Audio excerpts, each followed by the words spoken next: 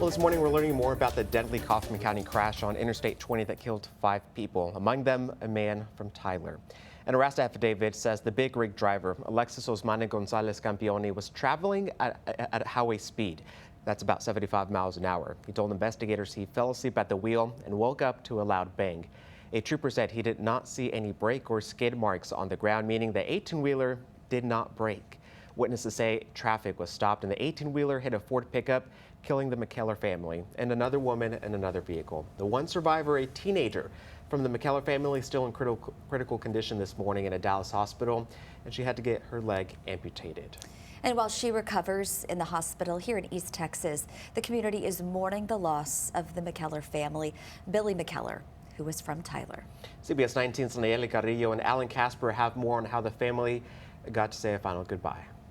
79-year-old military veteran Billy McKellar of Tyler was among the multiple people killed in a 7-vehicle crash near Terrell. Authorities say the driver of the semi-truck fell asleep behind the wheel, setting off a deadly chain reaction that took the lives of 3 generations: Billy, his son, and his 16-year-old grandson.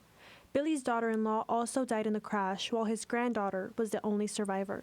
It just breaks your heart. It breaks your heart for the family.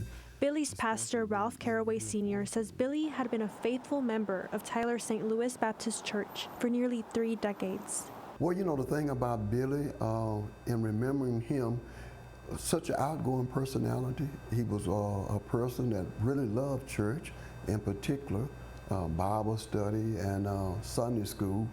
Hours before the crash, the McKellar family had gathered at the Tyler church for a funeral. Pastor Caraway says their last conversation is a fresh memory. He had some health problems, and his son was taking care of him, and he was just looking great. You know, had gone through some rehab from a neck surgery, and that sparkle was back. That'll be the thing that I remember the most, the conversation that we had that day, and how hopeful he was. He just had a great outlook, you know, on the future. The extended McKellar family has roots that run deep in East Texas. Before leaving to the military, Billy graduated from Emma J. Scott High School and played football. Although that funeral was a solemn reunion this past weekend, it served as a final goodbye. Sadly enough, funerals end up being like reunions. People get to come together. People are busy and they may not have the time to really get together all of the time. So that was a good thing that he was able to see family members and friends. The deaths in the McKellar family have reignited concerns over safety on I-20. Billy's cousin-in-law, Dr. Shirley McKellar, urges drivers to stay alert, especially heading into the July 4th holiday. We have to be very careful. We have to drive not only for ourselves, but we also have to drive for the person next to us.